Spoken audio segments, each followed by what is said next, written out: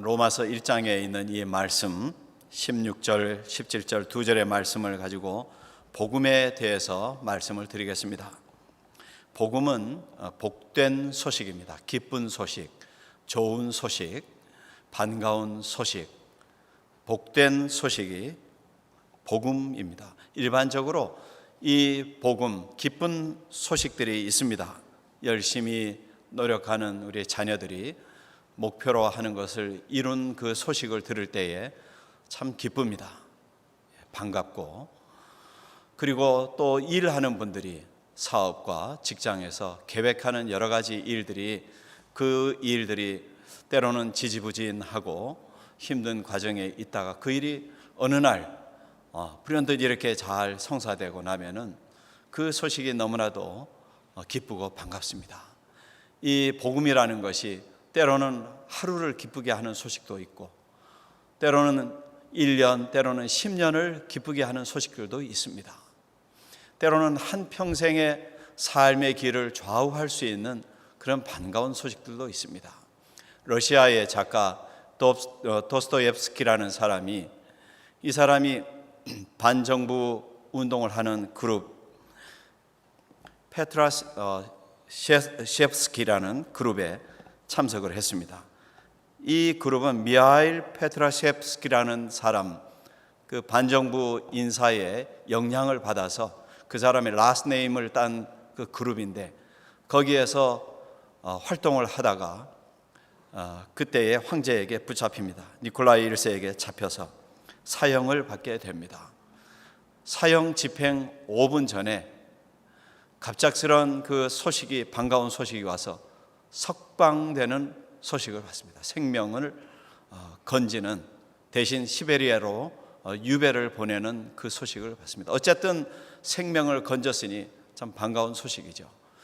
그리고 여러 해 동안 유배 생활 속에서 성경 한 권을 열심히 읽습니다. 왜냐하면 읽으라고 주는 책이 성경 한 권밖에 없었거든. 성경만 열심히 읽고, 그 후로 좋은 작품을 이분이 쓰는데 복음이 묻어있는 그런 참 귀한 작품들을 많이 썼습니다. 굿뉴스라는 것은 이렇게 한평생의 삶을, 방향을 전환할 수 있는 좋은 소식들도 있을 수가 있고, 때로는 오늘 이 말씀과 같이 사도 바울이 말씀하는 영원한 우리의 삶의 길을 영생의 길로, 영생의 삶으로 인도해 줄 수 있는 그런 뉴스도 있습니다.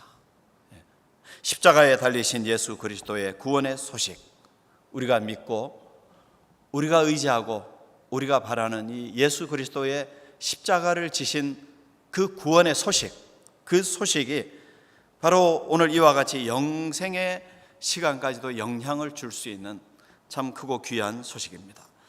우리 성도들이 받은 이 복음이라는 것이 얼마나 귀한 것인지 사도 바울은 오늘 말씀에서 이렇게 강조합니다. 이 복음은 모든 믿는 사람들에게, 모든 믿는 자에게 구원을 주시는 하나님의 능력이 됨이라. 모든 믿는 사람들에게 구원을 주시는 하나님의 능력입니다. 복음은 은혜의 소식이고 구원의 소식이고 하나님의 능력입니다. 그래서 복음은 사도 바울이 말한 것처럼 내가 이 복음을 부끄러워하지 아니하노니 한 것처럼 복음은 부끄러워할 일이 아닙니다. 복음은 기쁜 것이고 자랑스럽게 드러내야 하는 것입니다. 우리가 이렇게 성도들이 모여서 함께 기쁜 마음으로 와서 이렇게 예배하는 것은 이 자리가 부끄러운 자리가 아닙니다. 이 자리는 기쁜 자리고 복된 자리이고 함께 있는 것 자체가 정말 소중한 자리입니다. 이곳에 우리는 복음의 소식을 듣고 복음을 배우고 복음을 나누기 위해서 우리는 이 자리에 함께 모였습니다. 예수께서는 나를 위해서 십자가에 달려 죽으셨다는 것, 나를 위해서 십자가를 지시고 나에게 구원의 길을 열어주신 그 사실을 우리는 복음으로 믿습니다. 나 자신 개인 한 사람의 구원의 문제뿐만 아니라 우리가 함께 모여서 더불어 예수 믿는 만인들에게 예수께서는 세상 모든 사람을 위해서 십자가에 달려 죽으셨고 구원의 길을 열어주셨습니다. 그러니까 얼마나 이 복음이라는 것이 소중한 것입니까? 그리고 이 구원의 복음이라는 것은 그냥 말로만 구원의 복음이 아니라 이 구원의 복된 소식을 이루기 위해서 구원의 대가를 치르셨다는 것입니다. 구원받을 수 있는 조건을 대가를 지불함으로써 이루어 주셨다는 것이거든요. 오래전에 미국 동부의 브루클린이라는 곳에서 그 플리모스 교회가 있는데 이 교회 주일 예배를 드리는데 이 아프리칸 아메리칸 할머니 연세 많으신 성도님 어른께서 내가 간증을 좀 드리겠습니다 하고 성도들 앞에 나와서 간증을 했답니다. 제가 여러분 68년 전 그때로 말했어요. 그때가 1860년인데 그때로부터 68년 전 어느 주일이었습니다. 나는 노예 소녀였고 내 아버지가 팔려가는 것을 내가 눈물을 흘리면서 봐야만 됐습니다. 이 교회 바깥에 저 광장에서 많은 사람들이 노예로 팔려갈 때에 이제 제가 경매에 붙여져서 팔려갈 그 순간이 되었는데 마침 이 예배당의 예배가 끝나고 목사님과 성도들이 이제 예배를 마치고 다 나올 때였습니다. 그때에 예배를 마치고 나온 헨리 비처 목사님이 $800를 큰 돈을 들고 나와서 나를 경매에 팔려고 한 사람에게 그 돈을 지불하고 나에게 자유를 주었습니다. 나중에 알고 보니까 그날 성도들께서 예배를 하면서 서로 약정하기를 오늘은 우리가 한 사람이라도 헌금을 모아서 한 노예를 건져냅시다. 구해줍시다. 그렇게 해서 모은 그 돈을 가지고 끝나고 나서 나와서 이 소녀를 건져내어 주었다는 것입니다. 그러니까 그날 이 성도들과 그 목사님이 한 사람을 노예의 삶에서 건져내어 주기 위해서 대가를 지불을 했다는 것입니다. 실제로 이 헨리 비처 목사님은 반노예주의 운동을 하던 분이거든요. 그날 성도들과 함께 그 노예의 삶으로부터 한 소녀를 이렇게 건져내어 주었다는 간증을 그분이 했다는 것입니다.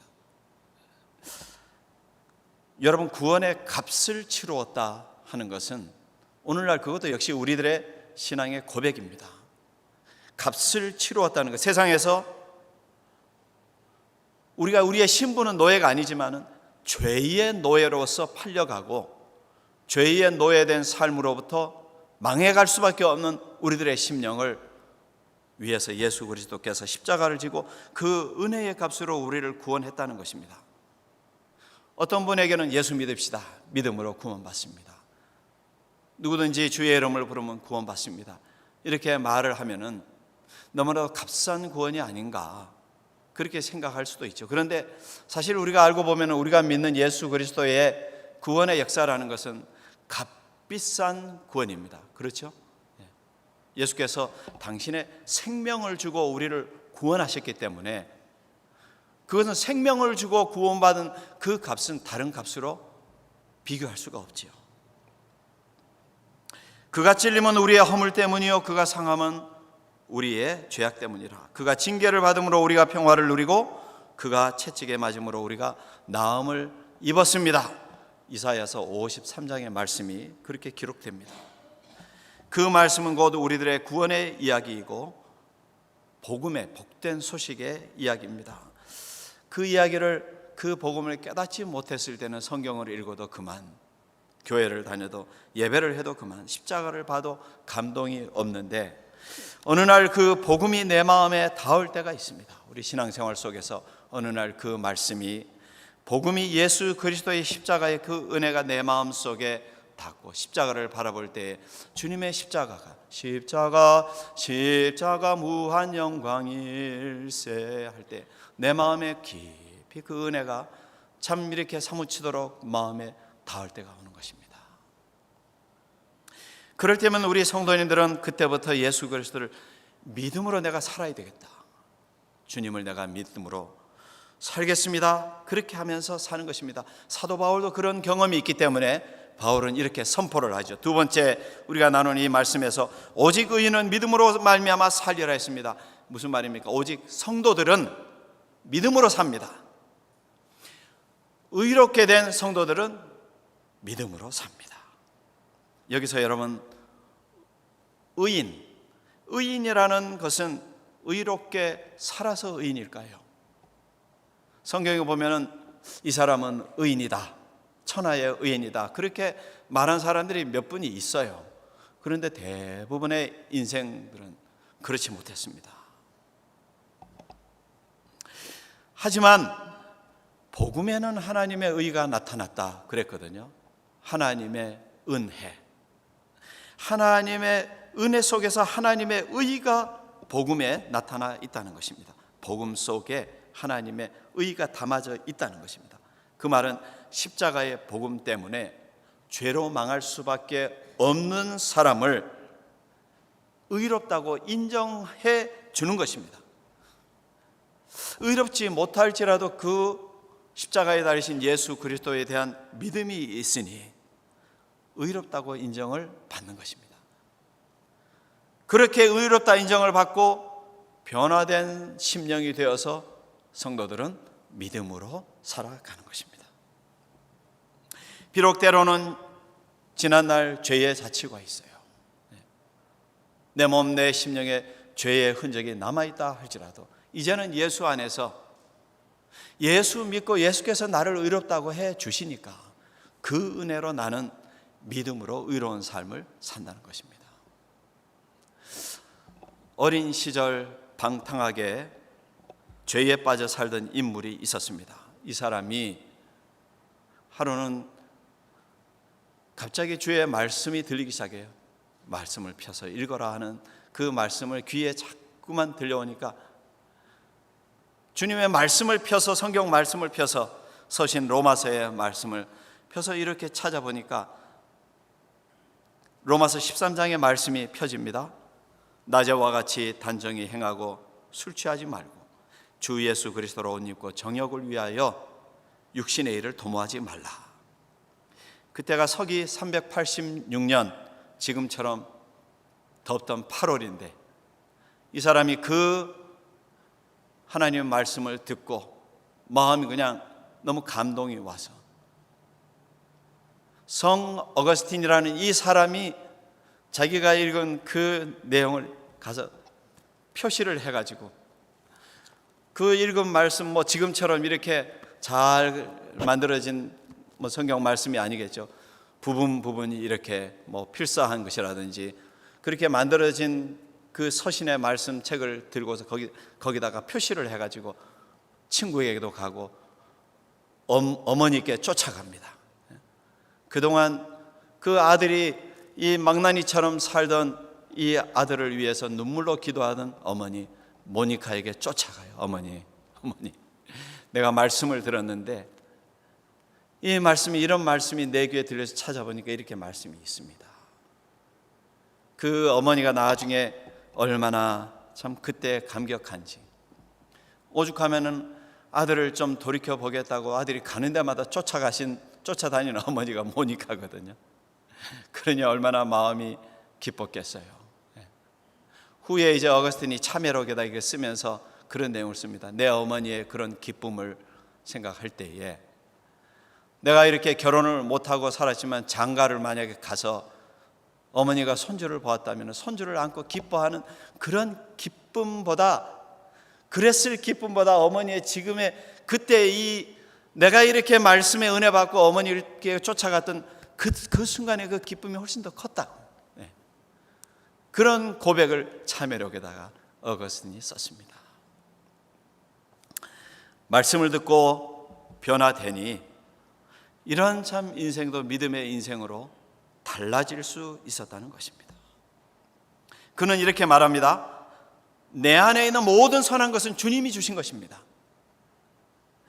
나의 죄악은 오직 내 것입니다. 나는 죄인입니다 하는 말이죠. 그러나 주님께서는 나를 덮으시고 나를 구원해 주셨습니다. 그렇게 허물이 많고 죄가 있던 사람도 예수 그리스도의 복음 안에 변화될 수 있었다는 사실. 여러분, 우리의 성도들도 그렇습니다. 어거스틴처럼 나도 내가 읽고 내가 들은 그 말씀 한 구절 때문에 내가 무너질 수 있습니다. 나의 죄악된 인생 무너질 수 있고, 죄의 삶 속에 펑 빠져 있던 나의 인생 달라질 수 있습니다. 우리의 삶이 예수 그리스도 안에서 죄인이었던 내 인생이 이제는 더 이상 죄인이 아니요 변화된 성도로, 변화된 의인으로, 변화된 믿음의 삶으로 우리가 살아갈 수 있다는 것입니다. 그래서 오늘도 우리 성도들은 하나님의 은혜를 깨닫고 그 은혜가 담겨있는 복음의 소식을 믿고 그 믿음을 가지고서 우리는 살아가는 것입니다. 그래서 오직 성도는 믿음으로 말미암아 삽니다.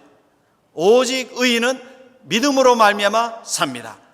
비록 의인이 아니라고 속에서는 무언가 자꾸만 사탄이 나를 충동질하고 자꾸만 돌아보고 과거에 얽매이게 하게 한다 할지라도 우리는 거기에 자리를 내쳐버리고 나는 하나님의 사람이다, 나는 믿음의 사람이라고, 하나님 안에서 나는 의인의 오직 의인으로서 믿음으로 살아간다는 것을 고백하고 살아가는 것입니다.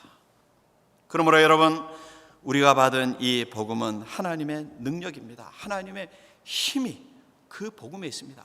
사람이 생각할 수 없는 능력을 하나님은 갖고 계시고 그 힘과 능력이 복음의 소식 속에 담겨 있다는 것입니다.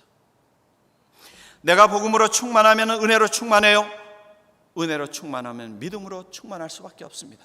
그래서 너희가 그 은혜를 믿음으로 말미암아 구원을 얻었나니 이것은 너희에게서 난 것이 아니요 하나님의 선물이라고 말씀하는 것입니다.